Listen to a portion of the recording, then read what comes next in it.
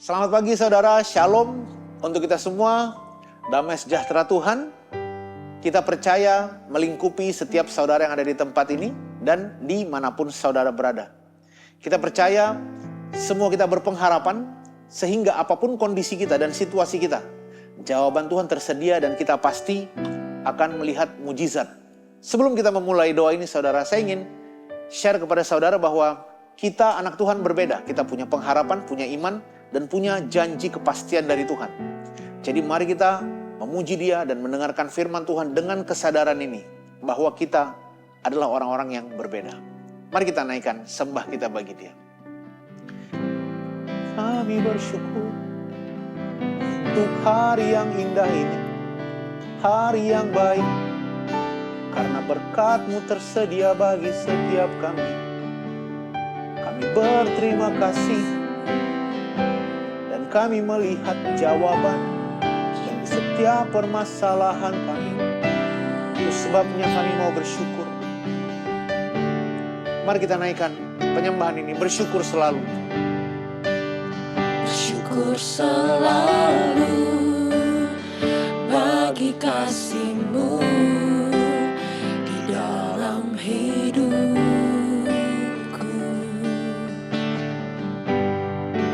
Dan takkan ku ragu atas rencana-Mu untuk masa depan. Sebagai Bapa yang baik, Sebagai Bapa yang baik, takkan pernah Kau melupakanku. Sebagai Bapa yang sangat baik, takkan pernah Kau meninggalkanku. ku kan menari dan bersuka. Karena-Mu, oh Yesusku, dan ku kan minum air-Mu bagai rusa rindu selalu. Ku hidup dalam-Mu dan hidup-Mu di dalamku, oh Yesusku, Kau sangat ku cinta.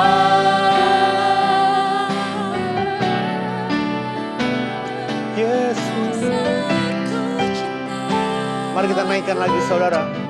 Mari kita naikkan syukur kita kepada Tuhan kita. Bersyukur selalu bagi kasih-Mu di dalam hidupku.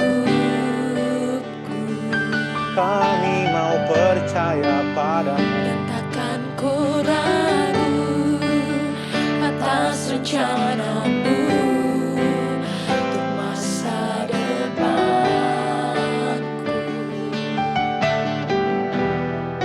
Sebagai Bapa yang baik, takkan pernah Kau melupakanku. Sebagai Bapa yang sangat baik, takkan pernah Kau meninggalkanku.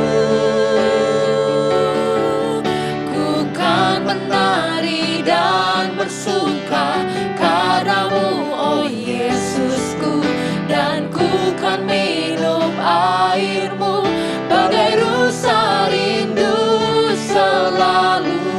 Ku hidup dalam-Mu dan hidup-Mu di dalamku, oh Yesus. Mari kita nyanyikan, ku kan menari dan bersuka. Ku kan menari dan bersuka karena-Mu, oh Yesusku, dan ku kan minum air-Mu bagai rusa rindu selalu. Ku hidup dalam-Mu dan hidup-Mu di dalamku, oh Yesus. Kau sangat ku cinta. Kau sangat ku cinta.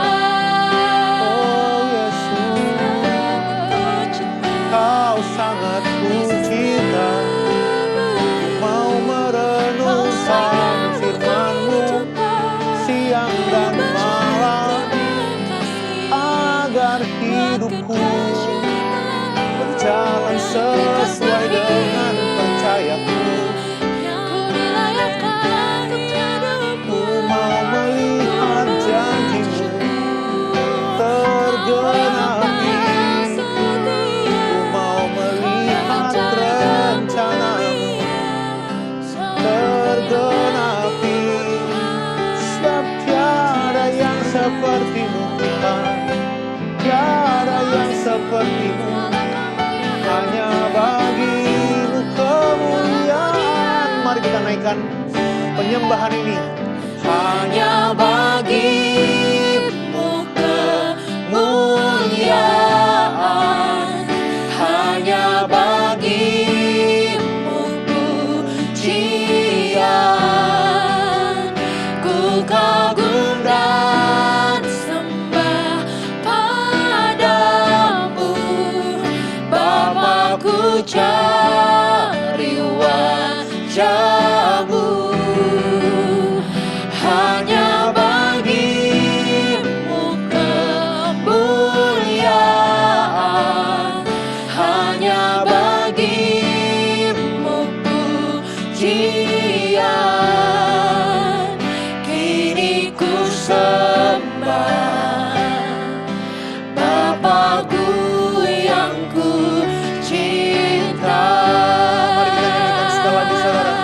Sebab hanya bagimu Hanya bagimu kemuliaan, hanya bagimu pujian. Ku kagum dan sembah padamu, Bapa, ku cari wajah-Mu. Hanya bagimu kemuliaan, hanya bagimu pujian. Kini ku sembah Bapakku yang ku cinta. Kini ku sembah mengasihimu Tuhan. Kini ku sembah Bapakku yang ku cinta. Menyembahmu, mengagungkan Engkau. Sebab Kau besar, sebab Kau Allah kami. Kami mau bersyukur Tuhan, meninggikan Engkau dalam hidup kami. Melalui mulut kami, melalui tindakan keputusan, dan apa yang kami lakukan. Kami berdoa di dalam nama Yesus.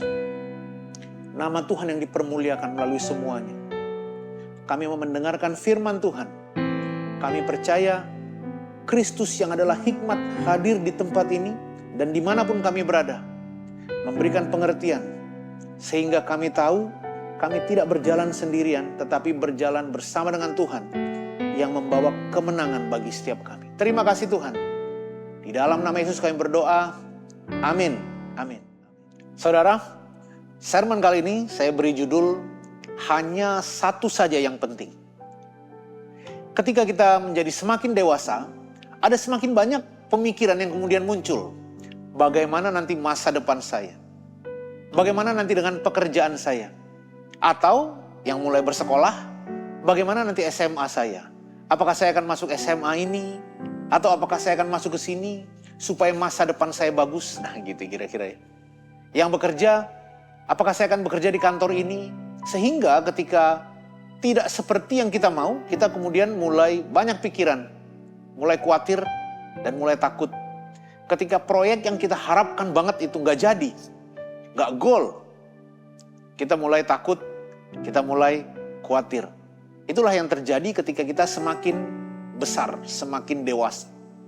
Tetapi ada satu cerita yang selalu mengingatkan saya, dan saya berharap kita semua juga diberkati, dari Lukas 10 ayat 38 sampai 42. Tapi saya bacakan saja dan saya kasih ceritanya saja ya. Yaitu ketika Yesus datang dan kemudian dia datangnya ke rumahnya Marta. Kita tahu ada Marta dan Maria bersaudara ya. Dan Marta ini ketika Yesus datang dia sibuk mempersiapkan untuk kehadiran Yesus. Mungkin makanannya, mungkin minumannya gitu ya.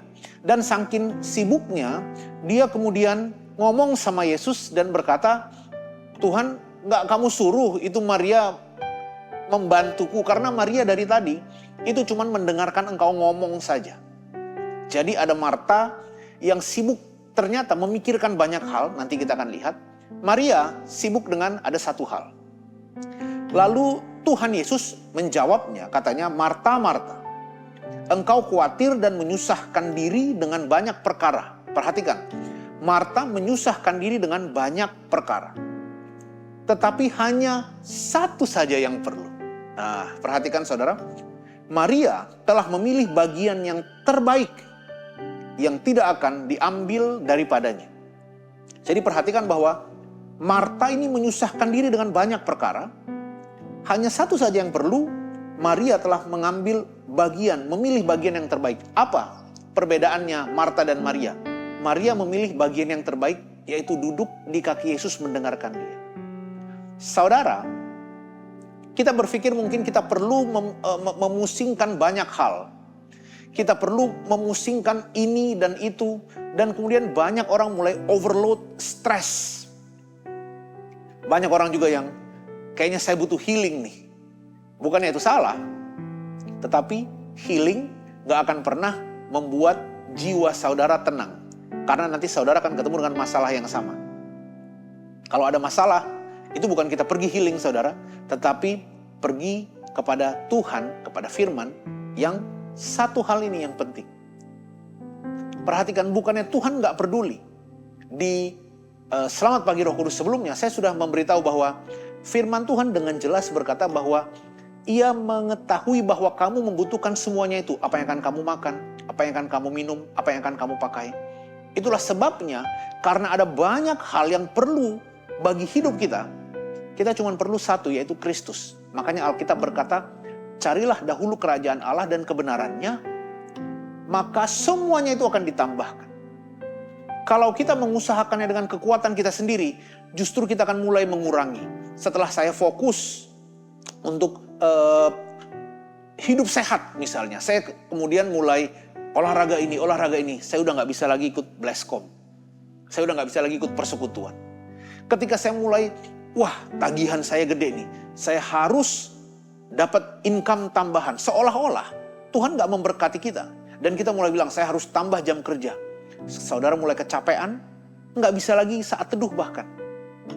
Gak bisa lagi persekutuan yang tadinya bisa berkumpul bersama kelompok pemuritan. Sekarang udah gak bisa lagi. Karena apa? Maaf, saya lagi fokus untuk bayar cicilan. Atau saudara yang sedang sekolah, maaf, saya lagi fokus untuk belajar sehingga gak mungkin lagi bisa saat teduh. Saya gak mungkin lagi bisa ke gereja bahkan. Betapa berbedanya orang yang memusingkan banyak hal dibandingkan dengan orang yang memusingkan, quote unquote ya, satu hal, yaitu firman Tuhan. Saudara tahu bahwa ada banyak mujizat yang terjadi ketika orang mengandalkan Tuhan. Ada banyak percepatan, ada banyak hikmat, ada banyak pengetahuan dan kekuatan ketika orang mengandalkan Tuhan. Tapi ketika orang mengandalkan dirinya sendiri, saudara, firman Tuhan dengan jelas berkata, terkutuklah orang yang mengandalkan manusia. Kita berpikir bahwa saya harus melakukan ini, melakukan itu, melakukan ini supaya berhasil. Padahal cuma satu hal yang penting, firman Tuhan. Setelah kita merenungkan firman Tuhan, maka Alkitab dengan jelas berkata, Allah lah yang mengerjakan di dalam kamu baik kemauan maupun pekerjaan yang baik menurut kehendaknya. Bahkan ketika saudara salah langkah, jangan takut. Akuilah segala lakumu, maka ia akan meluruskan jalanmu, kata firman Tuhan. Ada satu penulisan sejarah yang bagus, saudaraku, dari kejadian Yunus. Ketika Tuhan menyuruh dia untuk pergi ke Niniwe, tapi kemudian Yunus pergi ke Tarsus dengan alasan bahwa dia melihat Niniwe ini sangat jahat. Dia punya pemikiran sendiri bagaimana orang Niniwe ini memang harusnya gak diselamatkan, gitu mungkin menurut dia ya. Akhirnya dia kabur dan masuk ke dalam mulut ikan, ke dalam perut ikan untuk beberapa waktu, 3 hari gitu ya. Ya mungkin bagi kita ini adalah cerita mujizat, tapi saya gak kebayang ya. Bagaimana orang berada di perut ikan gitu kira-kira saudara. Perut ikan itu kan tempat dia digest gitu kira-kira. Itu bukan sebuah kabin kosong gitu ya, di mana dia bisa membuat perapian. Itu adalah hal yang tidak enak. Ya kalau orang minta diselamatkan, pasti dia minta diselamatkan mungkin di bungalow atau di cottage gitu kira-kira ya saudaranya. Supaya tempatnya bagus. Tapi Yunus ada di perut ikan. Dan setelah dia keluar, dia kemudian kembali kepada Tuhan dan bertobat dan memberitakan Injil di Niniwe. Dan menurut saya, ini adalah salah satu jenis pertobatan yang paling luar biasa. Karena kemudian di Niniwe itu semua orang berpuasa, bahkan semua hewan pun disuruh berpuasa, nggak dikasih makan. Ini adalah salah satu cerita pertobatan yang paling luar biasa. Orang mengandalkan Tuhan, satu kota kemudian bertobat. Saudara, mari kita lihat, ada banyak masalah dalam kehidupan kita. Ada bahkan banyak masalah yang kita nggak tahu sebenarnya itu masalah. Tapi ketika kita berjalan bersama dengan Tuhan, firman Tuhan berkata, Ia menyertai kita, memegang kita dengan tangan kanannya yang membawa kemenangan. Kita nggak perlu memusingkan bagaimana kamu mungkin diperlakukan nggak benar di kantormu. Bagaimana mungkin atasanmu memperlakukanmu nggak benar, temanmu memperlakukanmu nggak benar, kamu dihina, kamu diperlakukan dengan tidak baik, difitnah, gak usah pusingkan, karena kita berjalan bersama Tuhan, fokus kepada firman Tuhan yang adalah pembela kita. Sekarang ada begitu banyak orang yang membalaskan kejahatan orang yang dia rasa itu jahat, terus dibalaskan, dia lakukan dengan sangat buruk gitu ya. Misalnya, ketika saudara ada di jalan dan orang salib saudara, kita balas salib lagi gitu ya. Ketika orang kasih lampu jarak jauh gitu saudara, kita balas lagi. Padahal firman Tuhan dengan jelas berkata, pembalasan itu adalah haknya Tuhan. Kita mau ngambil haknya Tuhan malah. Kenapa? Karena orang melakukan hal yang gak penting. Yaitu haknya Tuhan bahkan dia mau lakukan. Padahal yang perlu kita lakukan setiap hari adalah merenungkan firman. Supaya tindakan kita berubah. Hanya satu hal saja yang penting. Mau saudara masih SD, SMP, SMA, atau kuliah, atau sudah besar. Semakin banyak pun ilmu kita, semakin banyak pengetahuan kita, disiplin ilmu kita makin luas. Bukan berarti saudara bisa mengambil alih masalah-masalah dalam hidup. Tuhan yang menjadi jalan keluarnya, bagian kita melihat jalan keluar itu karena hubungan kita dengan Tuhan. Dan kemudian mulai mengerjakannya. Sehingga memang benarlah Alkitab berkata, justru kalau kamu berkeluh kesah dan berbeban berat, ada yang salah. Karena bersama dengan Tuhan, justru beban dan kuk kita itu enak dan ringan karena berasal dari Tuhan. Benar sih, manusia harus pikul salib, tetapi gak ada yang pernah bilang hidupan kekristenan itu berat. Justru bersama Tuhan, I can do all things. Saya berharap saudara excited untuk firman Tuhan hari ini. Mari kita berdoa. Kami bersyukur Tuhan untuk kebaikan-Mu. Tidak ada yang seperti Engkau. Selalu memberikan harapan bagi setiap kami. Untuk itu kami mau naikkan pengagungan kami. Kami mau naikkan peninggian kami bagi Engkau Raja kami. Sebab hanya bagi Engkau saja kemuliaan, penghormatan, pengagungan. Mari kita naikkan penyembahan ini saudara. Hanya bagimu kemuliaan. Hanya bagimu kemuliaan. Hanya bagimu pujian.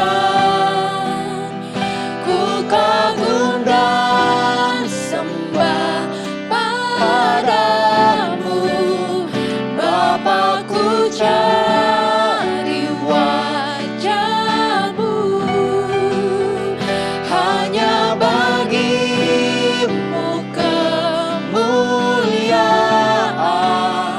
hanya bagimu pujian. Kini ku sembah Bapa-Ku yang ku Katakan, kini ku sembah Bapa-Ku yang ku cinta. Kini ku ku sembah, Bapakku yang ku Sekali lagi, saudara. cinta. Kami menyembah Kau yang ku cinta. Kini ku sembah, Bapakku yang ku cinta. Segala hormat, pujian, kemuliaan hanya bagi Engkau Allah kami yang sudah menyediakan segala berkat rohani dalam surga, dicurahkan bagi setiap kami. Dan hari ini kami mau ambil dengan iman dan melihat bagaimana penyertaan Tuhan dalam segala aspek kehidupan kami. Dimuliakan Engkau Tuhan untuk semua hal yang kami lakukan. Di dalam nama Yesus kami berdoa. Amin. Amin. Terima kasih saudara. Saya berharap kita punya semangat yang baru untuk hari ini. Dan buat setiap kita yang ingin mendengarkan sermon GKKD Shouters, saudara bisa lihat di channel YouTube kita, GKKD Shouters, dan bisa dengarkan di Spotify Shouters Sermon.